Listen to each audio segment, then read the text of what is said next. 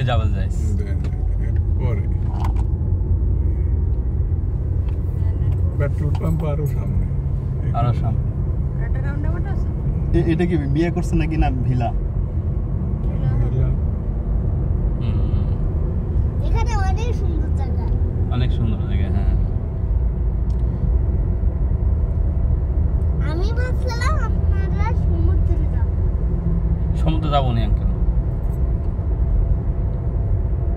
সমুদ্রে অনেক শামুক, সেগুলা দিয়ে মালা বানানো যায়। আচ্ছা